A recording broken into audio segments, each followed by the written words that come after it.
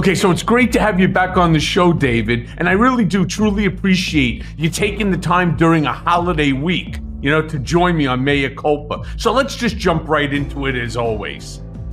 A hostage release deal was announced Tuesday, and it's presumably underway.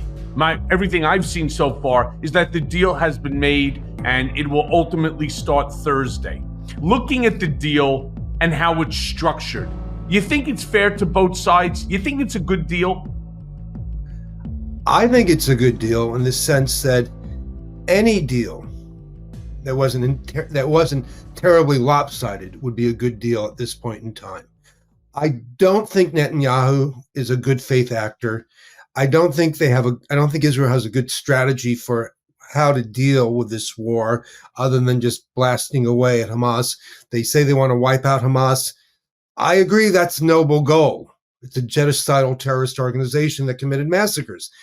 Whether you can do that, whether it's an achievable goal, without destroying all of Gaza and killing not just tens of thousands, but maybe 100,000 civilians.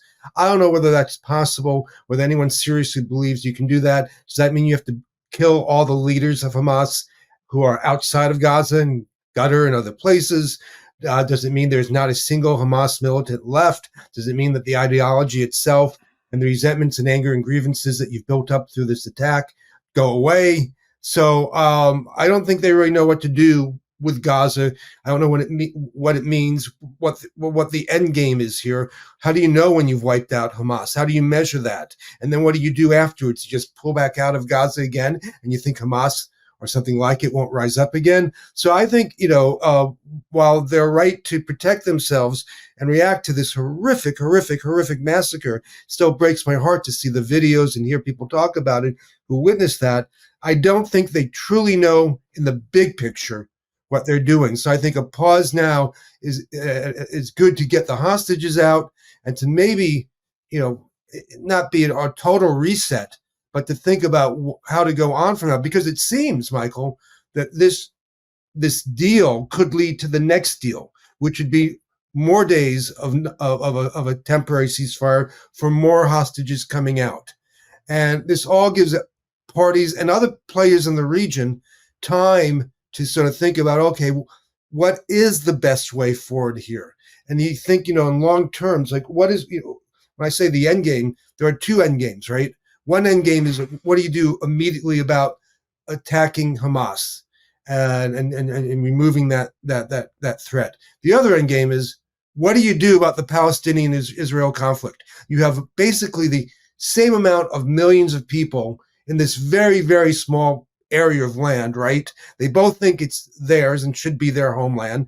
And I'm not going to, without even passing judgment on who's right or who's wrong on any of that, what do you do about this? In the long run, how can Israel survive if there are 7 million people in the West Bank and Gaza and the surrounding areas who believe that's their homeland, and at least a good part of the world backs them up on that? And so, okay, so this war at Hamas, how do you prosecute it? How do you do this in a way that serves the larger picture at the end of the day? How do you keep Israel safe as a state, as a democracy? And so I think Netanyahu, pushed by the right, has never really cared about these questions. He's not really for a two-state solution, although he gives lip service to it.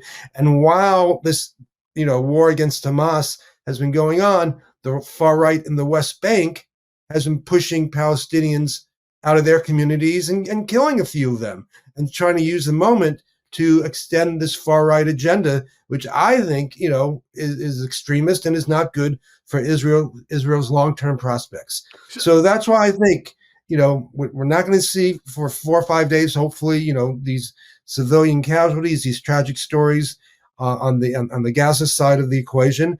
And maybe this will lead to, I don't want to say cooler heads prevailing, but will open the door to other ways going forward here.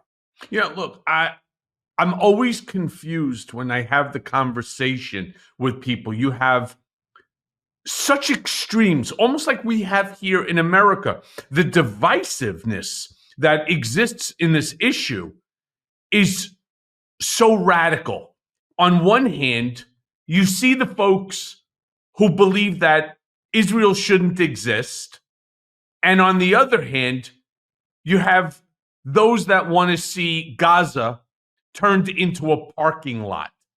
Neither of Right. those solutions is a permanent solution, as you just stated. So I've always asked people, what is a reasonable response to the attack by Hamas on Israel and these party goers? What is a reasonable response? And I can't think of one. And so far, most of the people that I've spoken to, again, either have their extreme positions. I want people to understand, and I say this, some people appreciate it. Some people, friends of mine who have blocked me off of social media, completely disagree with me when I turn around and I say, Palestine is not Hamas, and Hamas is not Palestine, and that there are innocent civilians that are being used as shields by Hamas, and they're dying at record-breaking numbers. So, again, going back to my question, what's a reasonable response for what Hamas did? These are incredibly difficult questions in the sense that, hiding behind civilians is considered a war crime. Okay, now blasting civilians is considered a war crime too. So, if you're Israel, do you justify a war crime by saying, well, they're committing war crimes? Well, then, you're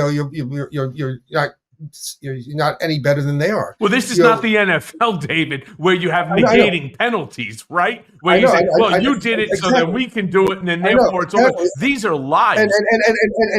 And our tax dollars go to, Israel. Our moral, involvement here is that we are we're not financing Hamas, although Israel financed Hamas to a certain degree.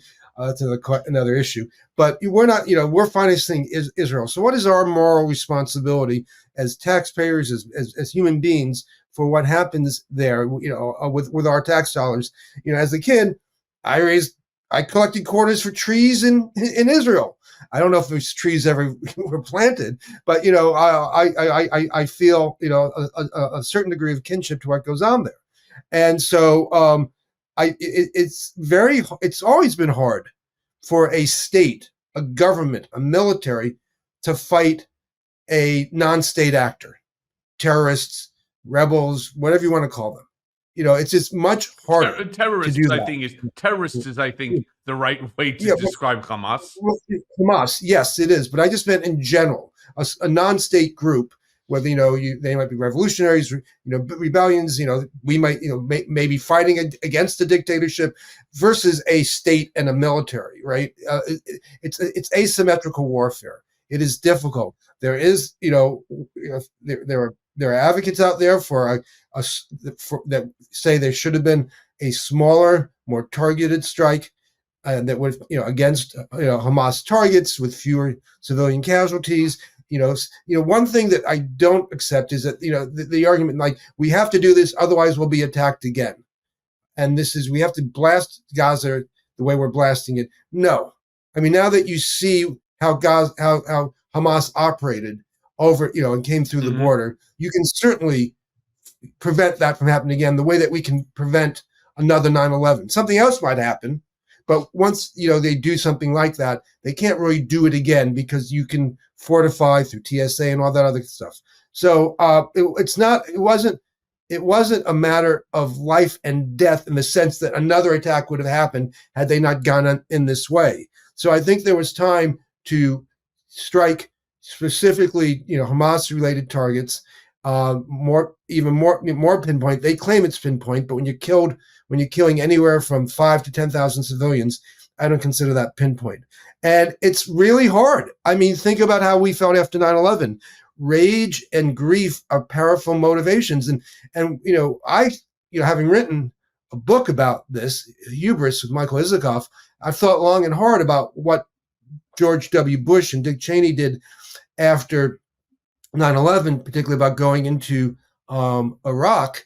And I think at the end of the day, Bush felt like he just needed to do something, that going after Afghanistan was not enough. He just wanted to have a show of force, show that he was a sheriff in town, and anyone who might even be thinking about this, I'm just going to blast the hell out of them, which he did with the invasion, without thinking about where that would lead to. And of course, in terms of Iraq, it destabilized the region and led to 200,000 dead Iraqi civilians and 3,000 to 4,000 dead American servicemen and women. And I think that's kind of what's happened in Israel. And I think it's very hard to say, okay, let's figure out how to be smart about this and what we can do politically, diplomatically, and military, and have an integrated policy. And I think that doesn't feed or doesn't answer, the demand that people have for a tremendously wrathful response. And so, and certainly Netanyahu is not the person who I would have picked to come up with a more sophisticated, nuanced, and perhaps more effective response. Yeah. So I do think there were, there are choices, because there always are choices, but I understand why with this circumstances, it's unrealistic to expect that. So now what I'm hoping is we talked about a moment ago, is that, okay, after all this, brutality of these initial, 6 weeks or so now or longer of attacks, that if there is a pause with this hostage deal that maybe turns into a longer pause with more deals, that a better strategy other than this sort of total Annihilation. Yeah. Yeah. annihilation. And and going back to the larger point you raised, this is what we see when there's a clash of fundamentalists.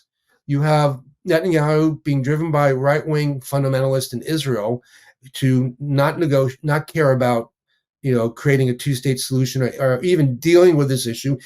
The far right of Israel wants to push Palestinians out of both Gaza and the West Bank. They believe this is their land. How do they know that? Says so in the Bible. Says so in the Bible. That's really what it boils down to. And they want to push everybody out. They don't want a deal. The only reason that Netanyahu can stay in power is because he has the support of these people. And on the other side, you have Hamas openly saying, we want to destroy Israel. We don't want to deal. We don't want to deal with Israel. We want to annihilate it. When they say from the river to the sea, they mean literally no Israelis, no Jews in that area.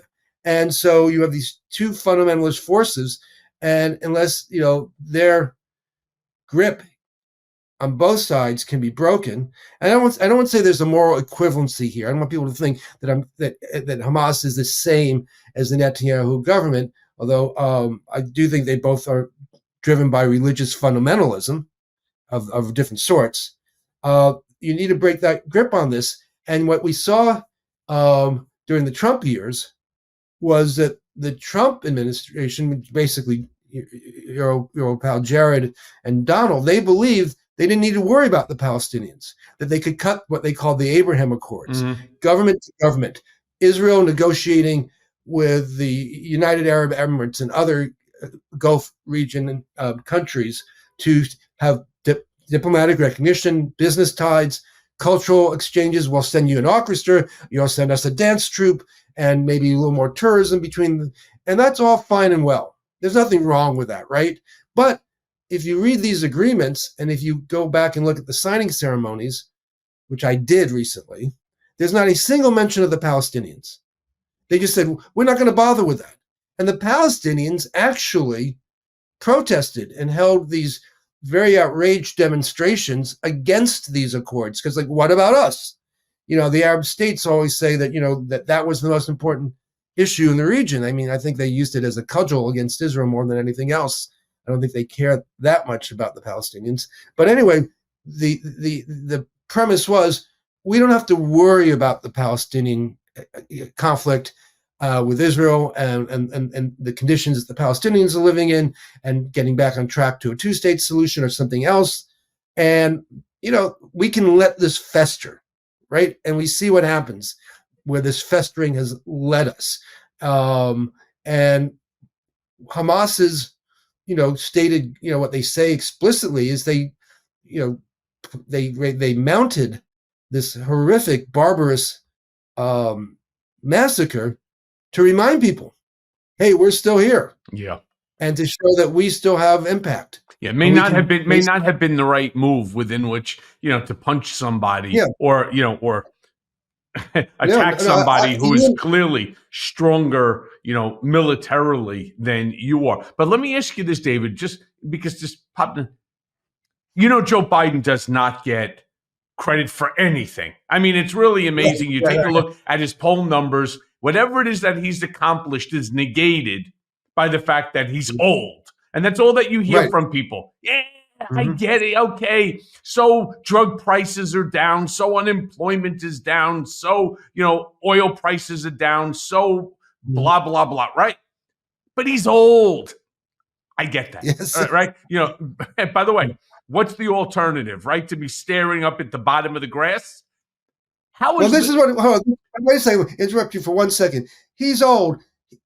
Donald Trump is no spring chicken. Yeah, he's 2.5 years younger, which is hysterical. And this is what I would say. Okay, this is what, if you're worried about him being old, let's do this.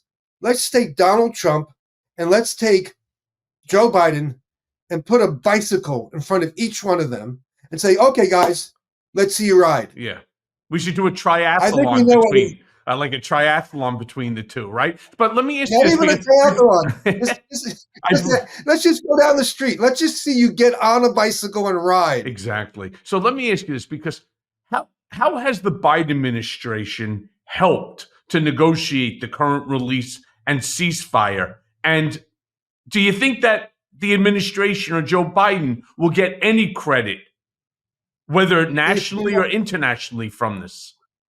The way I've written about this a bunch in my newsletter, Our Land. People can sign up at davidcorn.com over the last few weeks, looking at what Biden is doing. And it was clear his strategy was in public to embrace Netanyahu, say, I'm fully supportive of Israel. I love Israel. I've always been there for Israel. Well, in private, he and Tony Blinken and other members of his administration trying to push Netanyahu to be more restrained, to kill, bottom line, to kill less Palestinian civilians, and to and it wasn't clear to me that was working. That that the cost of him identifying with Netanyahu, who is a bad faith actor, who the world kind of despises, who is incredibly unpopular in Israel. And, I think the only place he's ever been popular in the last few years has been in front of the U.S. Congress, but that's another issue. But so that he thought that by being supportive publicly, he could have influence privately and actually make things, if not better, less worse than they were. And we see with the deal now, as you and I are talking, the accounts are just coming out that Biden was essential, with talking to Qatar and with Netanyahu, and lots of sort of shuttle diplomacy, even though it might have been by phone calls, not by airplanes, in getting this deal worked out. And so it shows, that his theory of the case was to some degree correct. This ain't over.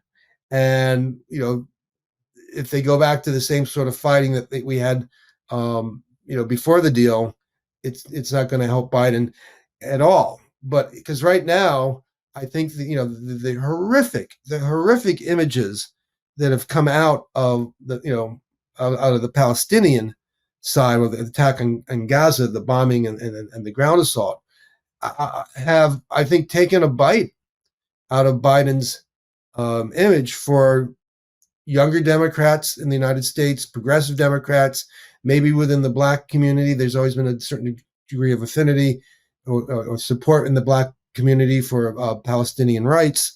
And whether this counters that at all, I think we can't say yet until we see where things finally settle. This deal is not a final settling of the war here.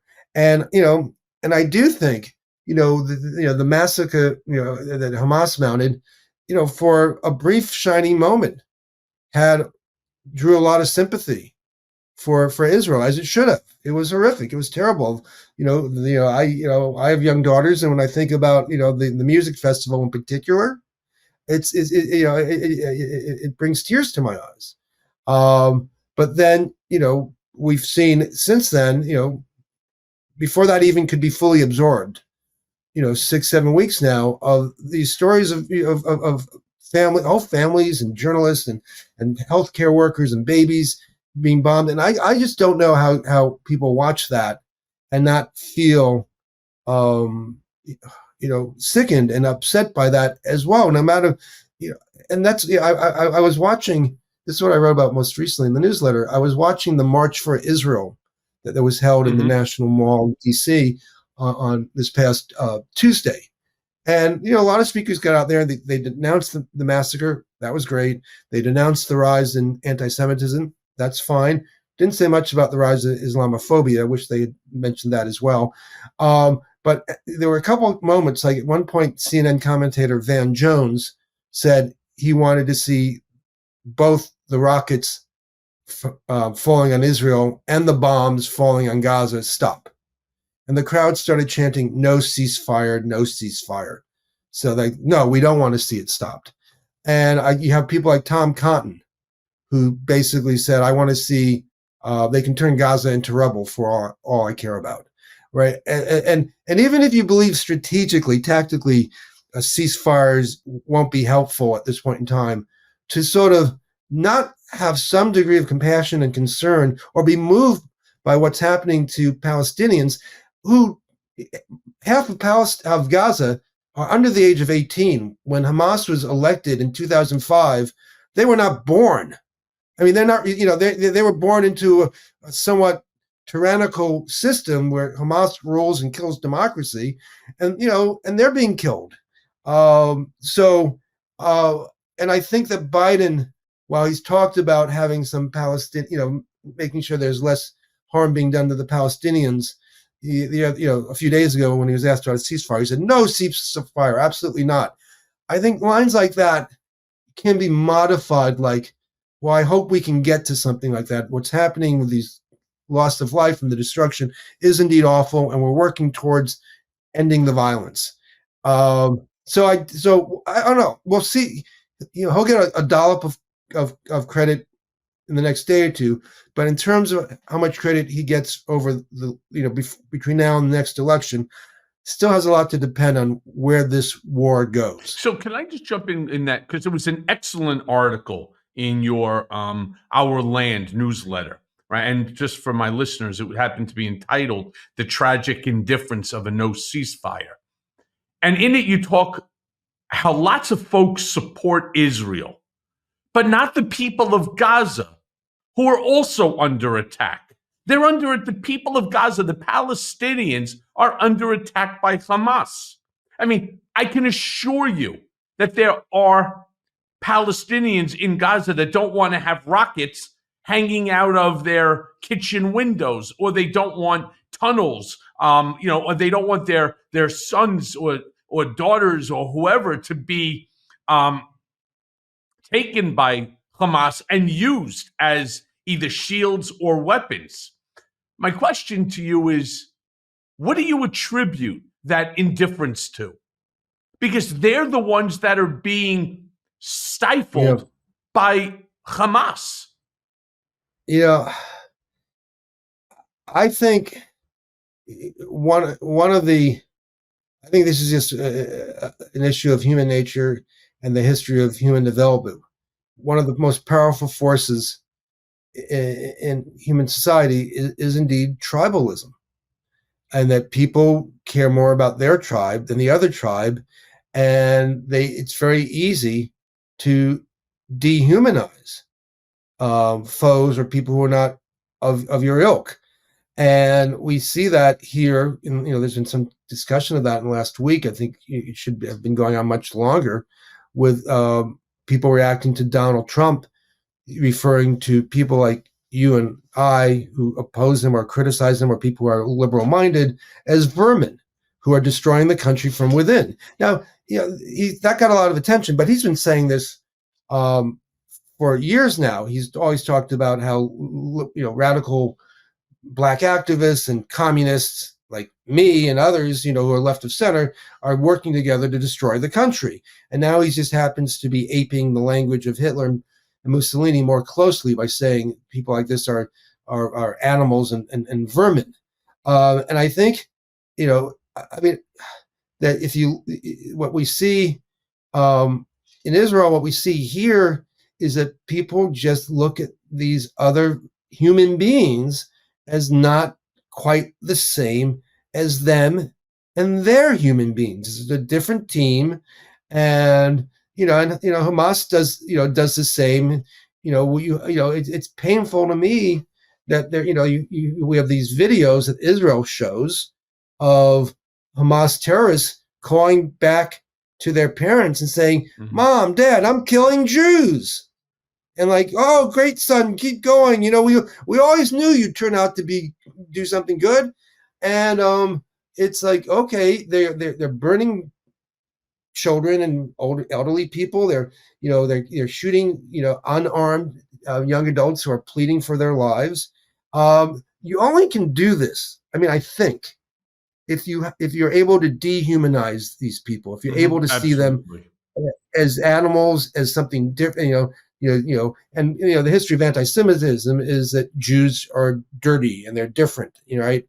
And like then, in America, there was somewhat of a debate in the 1800s where the Jews should be considered white people or not, right? So, and of course, we do the same thing in Western society with Arabs, with and Muslims, and there's all sorts of evil and terrible rhetoric about what people say about Muslims and Arabs. So I think it just goes to this fundamental. So when I'm watching this rally, and I think people are right to demand the release of the hostages, bring attention to anti-Semitism and denounce the Hamas attacks, the main three points of the rally, I'm kind of heartbroken that these people who are showing so much care and love for their own loved ones do not seem to be able to have any empathy for Palestinians, civilians, who are experiencing the same type of loss that they are. They're suffering in this, not exactly in the same way, but they're suffering as well to an immense degree. And and until we can kind of get beyond that, and I wish that if an American politician gets up there and says, "These other Americans I agree with, they're rats. They need to be exterminated. They're vermin. They're scum." Why? Because they disagree with you about tax policy? By the way, do we not see that every single day going on in Congress now? And not just between Republicans and Democrats. You have the far right wing of the Republican Party with the more centrist wing of the Republican Party wanting to fight one another, elbowing each other's in the kidneys. They're all out of their fucking minds, to be honest with you. I don't understand why that's not a disqualification. It's like, okay, in the book I wrote, American Psychosis, I keep coming back to this one anecdote I tell in the book. It goes back to 1980 when Jimmy Carter, who was then president, was running against Ronald Reagan, who had been governor of California but had no office at the time, and Ronald Reagan was getting support from lots of far right extremists, people who were calling for the execution of homosexuals, people who were saying that liberal Democrats are anti-Christian, anti-God. They even were taking out ads saying that Jimmy Carter was a bad Christian. Sunday school teaching Jimmy Carter was a bad Christian, probably the most religious president we've had in, maybe since in the modern time period. Wait, you think he's more religious than Donald? Oh yeah, yeah, right. Like slightly. And so at one point there was the debate between Reagan and Carter mentioned that Reagan, was involved with extremists, and he did it in a very kind of polite way. Reagan had opened his general election campaign by going a rally in Philadelphia, Mississippi, where 3 civil rights workers had been killed, and he talked about states' rights, which was a code word for white supremacists. And so you mentioned, like, your campaign seems to be drawn or interacting with extremists. And what did the press do? For a week, they pounded Jimmy Carter for being mean. For being mean. Yeah, could you imagine Jimmy Carter right now today against Donald Trump in an election? Nobody has seen the meanness that Donald Trump has managed to display and to change the body politic, right, of campaigning forever. Yeah. And I don't know if you get all the emails that I get, because I sign up for Republican mailing lists and conservative mailing lists to see. And like, so Trump says this sort of stuff once in a while, Vermin, everyone out there. I get several times a day a fundraising email from Kevin McCarthy, from the National Republican Senate Committee, maybe from Chuck Norris raising money for some conservative group, Kelly Ann Conway. And they all say the same thing. They may not use a vermin word, but it's like, this country is being overrun, which is another word by itself, by communist radicals that want to destroy it. They want to destroy the suburbs, meaning white suburbs. They're in league with Black Lives Matters and other radicals. Yeah, black radicals are coming to your town, and we need to make sure that this threat is exterminated. They all use the same language. It's all part of the Donald language. Yeah, and so what I'm saying, and so it's not just Trump saying this at a rally. The people that he's speaking to and others are getting this message reaffirmed day after day after day after day, and it's, I think, incredibly injurious to the body politic here, and it increases polarization and tribalization, and it's just about dehumanizing the other side, in which case they mean anyone who's not part of the Trump personality cult. But that would be moderate Republicans, it would be progressive Democrats, centrist Democrats, it'd be the entire, anyone who works for the media.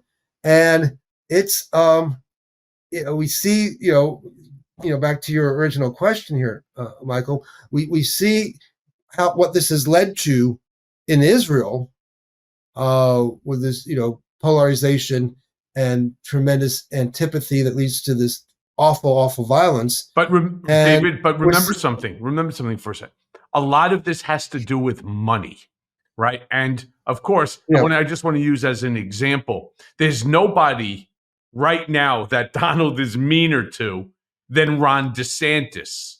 And when I think of Ron DeSantis, I think of another article that I believe you authored, Who Owns Ron DeSantis?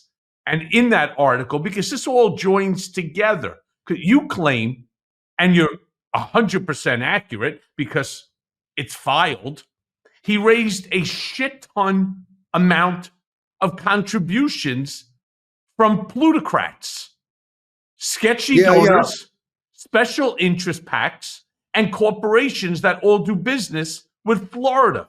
So my question to you is, Ron DeSantis, or as Donald like to say, Ron DeSanctimonious, all right, has absolutely no chance. So why are these billionaires, why are these plutocrats, why are they investing in DeSantis? Is the goal to try to destabilize democracy? Well, what we did was, DeSantis has had trouble raising enough money to have a less embarrassing campaign as president. But what we did was something a little bit different. We looked at the money he raised for his re-election campaign in 22, so 2 years ago. And in Florida, they don't have the same restraints that the federal election system has. You can give $3,600 or so to a presidential candidate. You can give unlimited amounts to a special super PAC that's supposed to be somewhat separate, although then they're not that separate anymore. But in Florida, you can give as much as you want to the political action committee of a candidate that is controlled by the candidate himself. And so in Florida, when he ran in 2022, Ron DeSantis raised $211 million. That's 1/5 of $1 billion. He set a record. Nobody has ever raised this much for a gubernatorial campaign, or I think a Senate campaign, and no presidential candidate has ever brought that much in directly, as opposed to money to a PAC and to a political party. And he did it. We went through it. He had tens of thousands of donors, but he had 313 donors that gave 100,000 or more. Several gave several million. Can you imagine a system where you're not just giving a couple $1,000 to a candidate or $10,000 to a PAC, but writing a check for 6 figures or 7 figures that goes directly to the campaign of the candidate? Well, that's what happened here.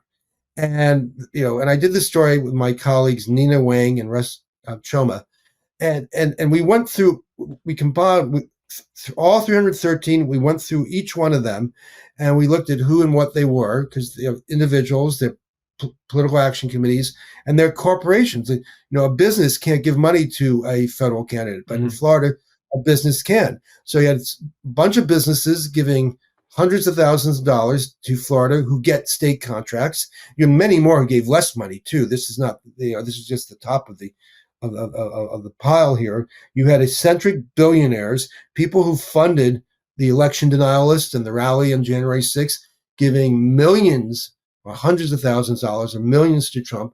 You had a bunch of people, including one guy who had been back in the, I think it was the 80s or 90s, according to law enforcement, associated with the mafia. Now he's a restaurant tycoon who gave hundreds of thousands of dollars to DeSantis.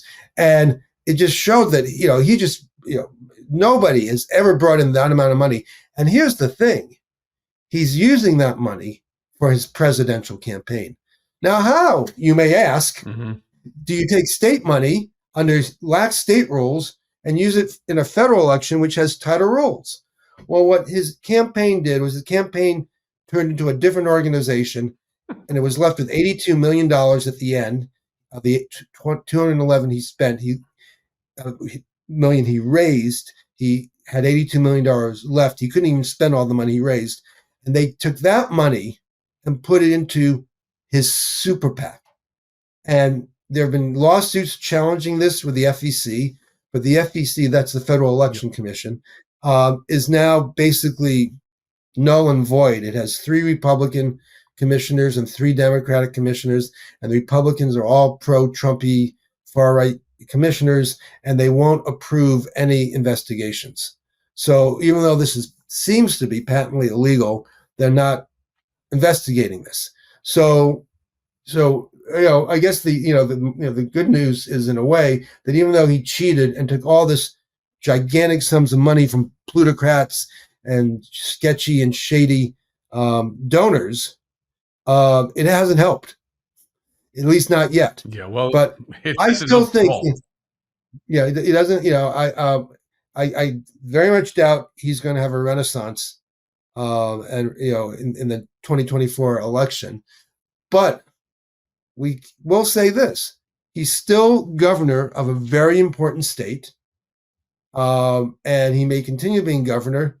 And this may not be his last effort, to run for president. He's young. Look at Joe Biden. Yep. He ran in 88. How long did it take him to reach there? So the fact that, DeSantis has been propped up and he owes all this, political debt to this gang of plutocrats, billionaires, and others is still important. He's still going to be on the scene, and it just shows you how crooked the system can be, particularly when we eviscerate places like the FEC and don't even bother. The FEC, by the way, David, never had any power. They basically just put out, they can fine you, but there was no power with the FEC, no matter what. I had a couple of folks send in FEC complaints and stuff. They were all ultimately dismissed, but I don't even want to waste my time with the FEC. I do want to ask you, though, Can you do me a favor? Can you tell us more about Project 2025? Because I know that you talk a lot about that, or Yeah.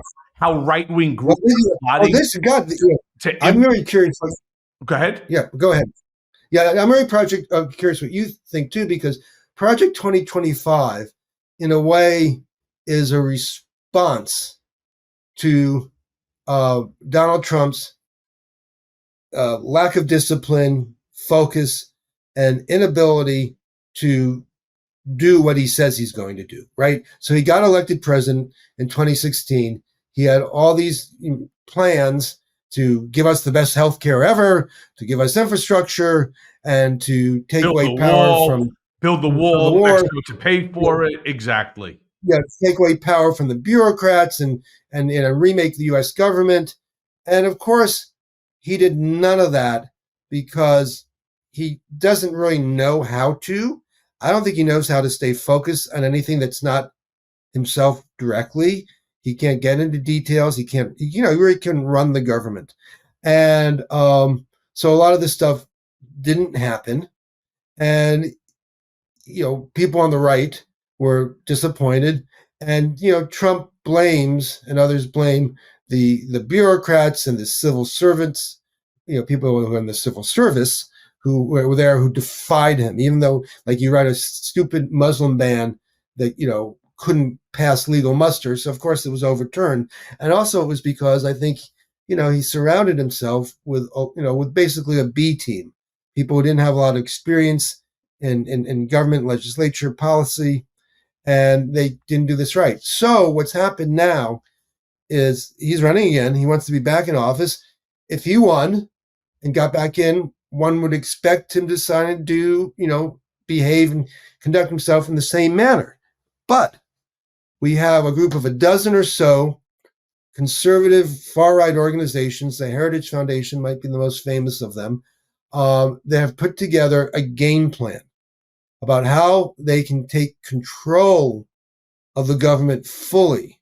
Right now, if you work for the government, you don't get fired every time the administration changes. That would be chaotic.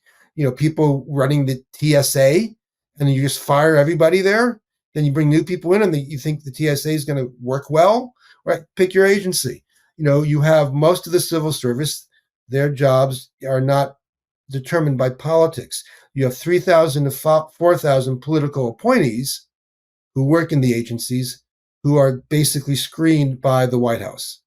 And so what they want to do is they want to come in and they want to make sure all those 4,000 employees are true Trump loyalists, which didn't happen the first time. Some were just Republicans who had given money or had some connection.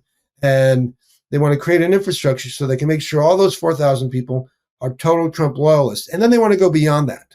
And they want to change the law so that people who work beneath them, the hundreds of thousands of federal workers, can be fired basically at will.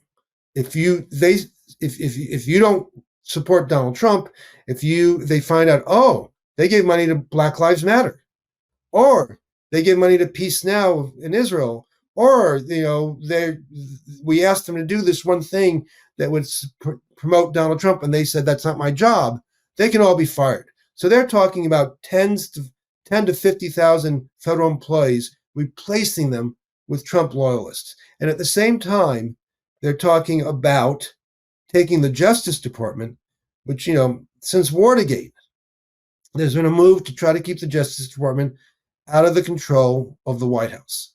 They may make mistakes. I know you have your beef with them, may do things right or wrong, but it's like beef. No. Look, I know. I don't want to trigger you. I don't want to trigger you here, but let me finish my point.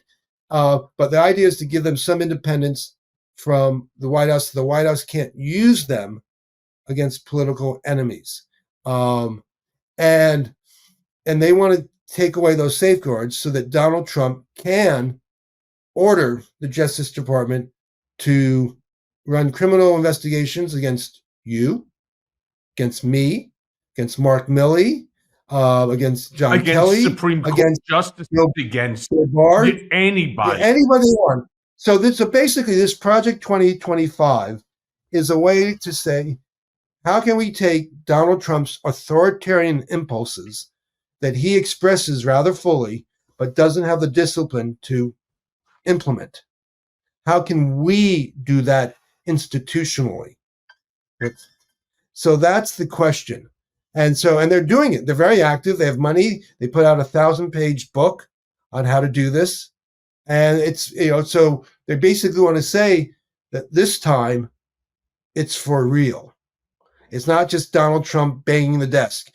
This time we're going to have thousands and thousands of Trump foot soldiers policing the government and making sure that his plans to deport 10 million people, to set up refugee camps, his ideas about suppressing voter registration, whatever they may be, about banning immigrants, whatever he's talking about using the Justice Department to go after you, Michael, and others, that can happen.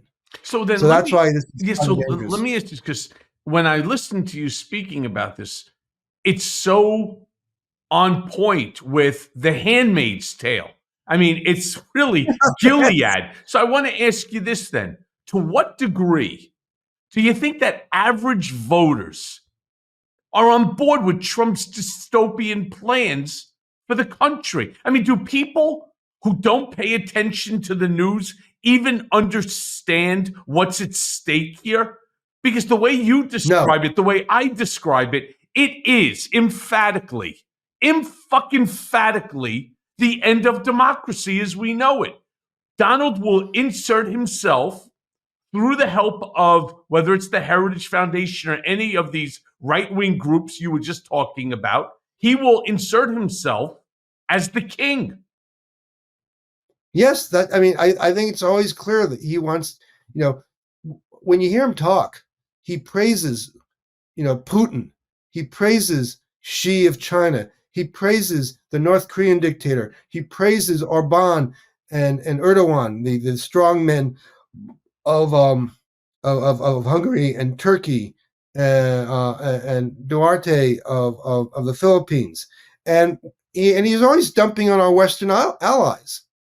He's always they don't do enough here, they don't do enough there. They're not effective. He doesn't like them, and so he certainly wants to emulate. He idealizes authoritarians, and some of them are just outright dictators. And so that's what he wants. When he talks about vermin, it's he's adopting the language of fascists and fascism. And I don't think that's gotten enough attention.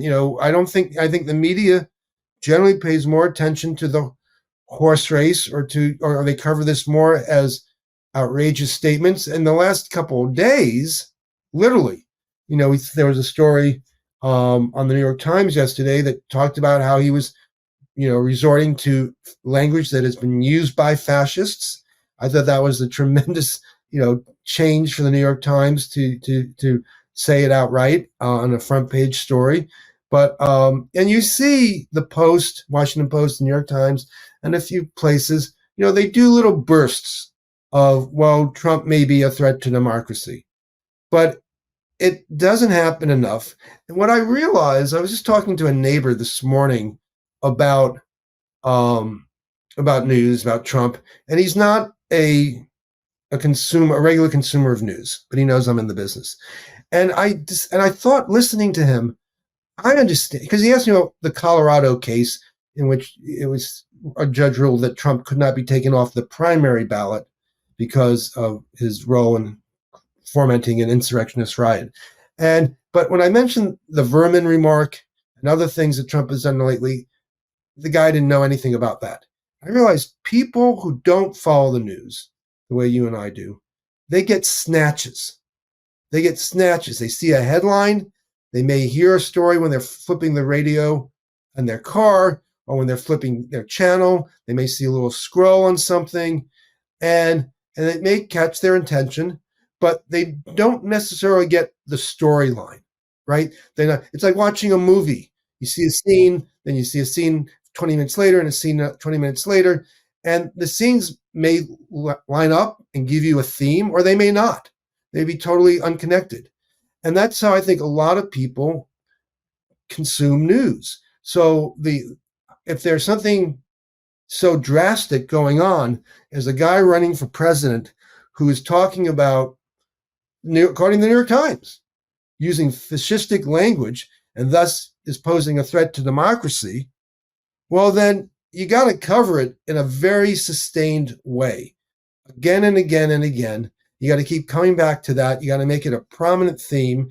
And if you do that, the Times does that and the Washington Post does that, then maybe Network News does that. And of course, MSNBC is already there, but maybe other cable, CNN does, locals, and it filters out more. It seeps out more. And so I know my friends at the New York Times will say, well, we covered the vermin remark and we just had a piece. But if they don't do anything for 3 more weeks on this because other news comes up, then it doesn't register. Yeah, the one and done does not register. It's an absolutely accurate statement, David. One and done does not, and they just let it go. That's the crazy thing about the right. They have this ability, that right-wing echo chamber, that some people are calling Earth 2, where it's just simply, as Kellyanne Conway would say, it's alternative facts. But what they do on Earth 1, on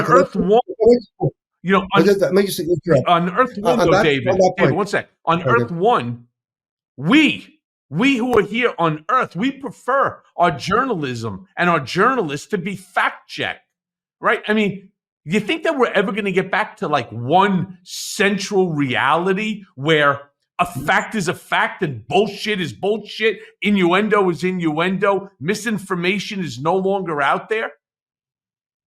No, but right. let me address one thing that you said, because when you talk about the right-wing echo chamber, what they do, one thing they're exceedingly good at, and I think Roger Ailes and before him Rush Limbaugh really kind of mastered all this and got them thinking in these terms, is creating not just alternative facts, but alternative storylines, right? They come up with narratives again and again, whether it be about crime, being, it has gotten bad in some places, and certain crime is up and certain crime is not. But it's like, we're just going to talk about crime, right? Or we're going to talk about the migrants causing crime. I mean, we're going to talk about Biden's age again and again and again. We're going to do the Hillary Clinton emails. We're going to do Benghazi. They come up with storylines and they then reinforce again and again and again, and on the Hunter Biden stuff, right? And I'll say, Hunter Biden strikes me as somewhat of a sleazy guy who did what a lot of people try to do, try to make money off a famous name. But, we're just going to keep hammering on that so that eventually people are going to think, well, maybe Joe Biden is involved. And that's, and like every day at Fox, the talking points come down. Here's what we want. Here are the storylines we want to promote today. And that's a political operation and for a profit. They think this is what's going to keep the audience and make the money. Having worked for, I think over 10 years now at MSNBC, that never happens. There's no central committee at MSNBC that says, this is what you're going to talk about, and we want to promote this line. Often it's pretty obvious what the story of the day is, but the right is very good at creating stories with, and what does a story need? It needs a good guy and a bad guy, and it needs drama and conflict. That's what all drama is about, right?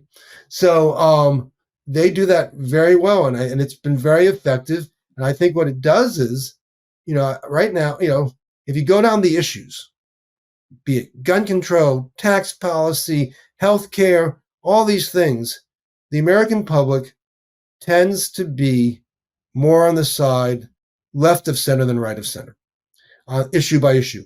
If you ask them if you're a conservative or a liberal, they actually tend to say they're more conservative than liberal.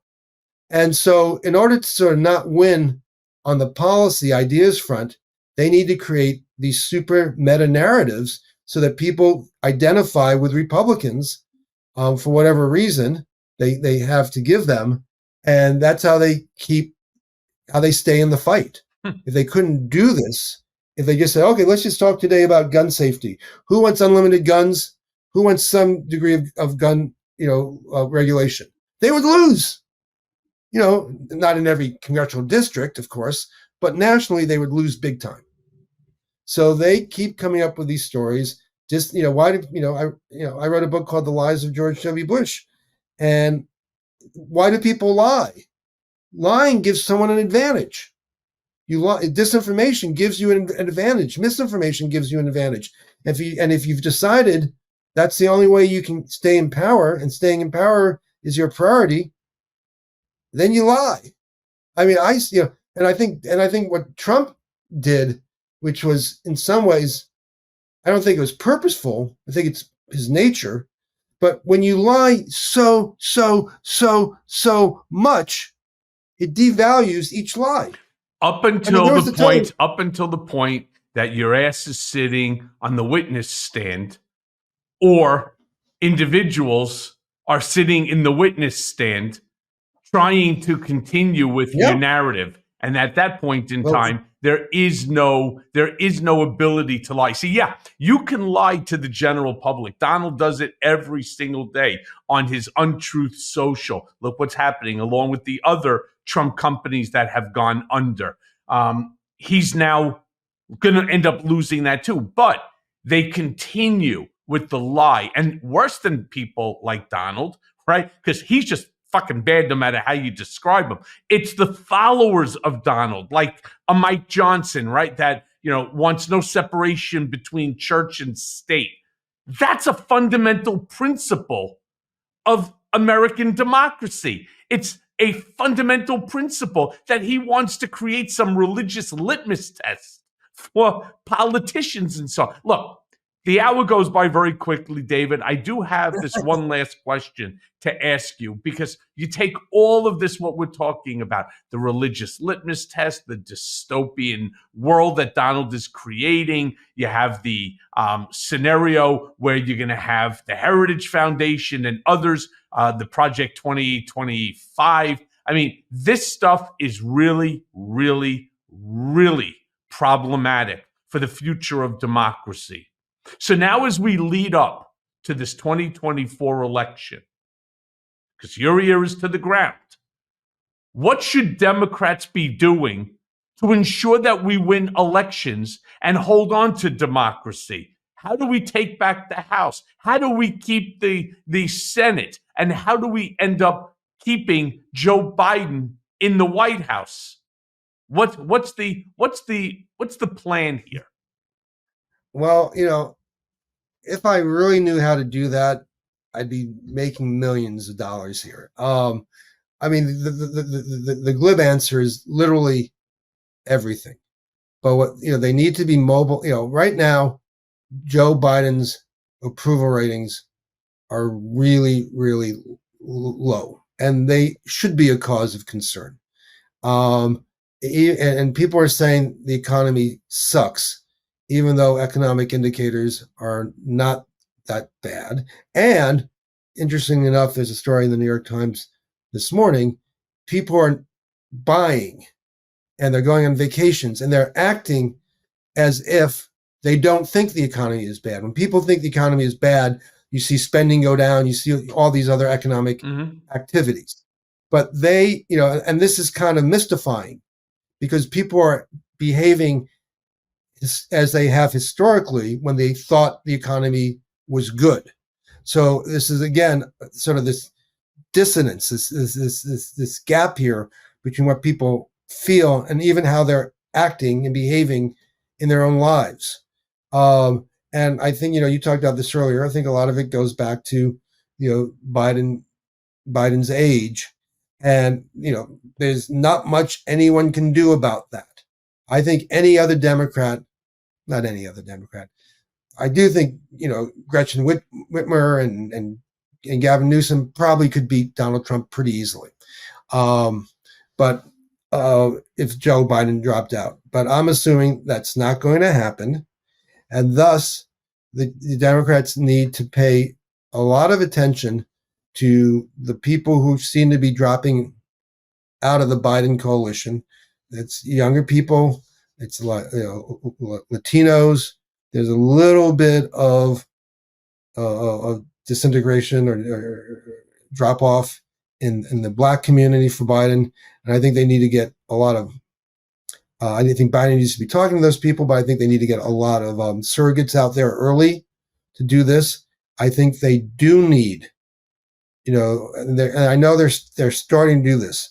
They were going to wait. Biden's line is, "Don't judge me against the Almighty, judge me against the other guy," meaning Donald Trump. Mm-hmm.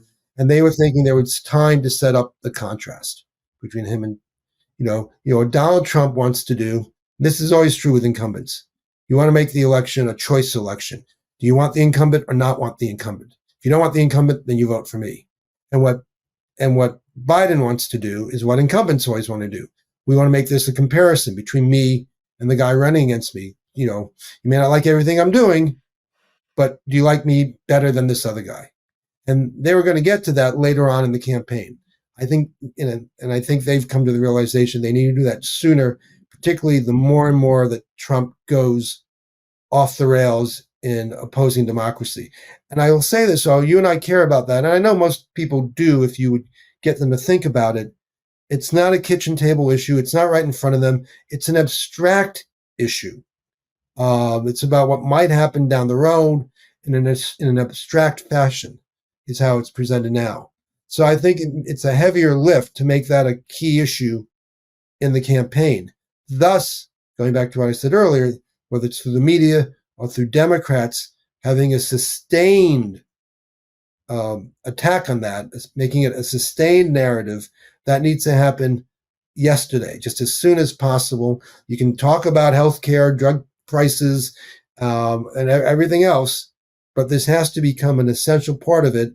And, Biden's given a couple of speeches. They're good speeches, but like you said, they feel like one and done. Yep. They need to find a way to make this happen every day. Every day, Biden, every day, the Republicans and Trump are attacking Biden for being old and out of it. I mean, fuck, the Rolling Stones are on tour next year and they're 80. Yeah. If they can, get out there and play, Biden can probably still be president. 100%.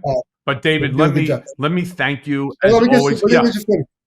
Just to wrap it up. So, the camp, they need to, find a way to talk even more consistently about what Biden's doing that people like. I mean, because just look at Trump. Trump. Every day he's out there saying, "I am great. The economy was great under me. I do great things." Right. And I think most people would feel self-conscious or even ashamed to do that, but he does it every fucking single day. Biden doesn't have to do it every day. He needs to do it more. He needs to address the weaknesses of his coalition, and he has to make Trump's authoritarianism a central part. Yes. And then if you do all that, the odds are 50-50. Great. David, thank you so much, my brother. Good to see you. Stay safe. Yeah. And definitely need to have you back because this conversation is not ending today. That's certainly for sure. No, and I hope you have a great Thanksgiving with you and your family. The same. The thing that I look forward to most is our oyster stuffing that we do every year, which I highly recommend. Good. Well, you enjoy it. You have a favorite treat. You enjoy it, my friend. I will see you soon.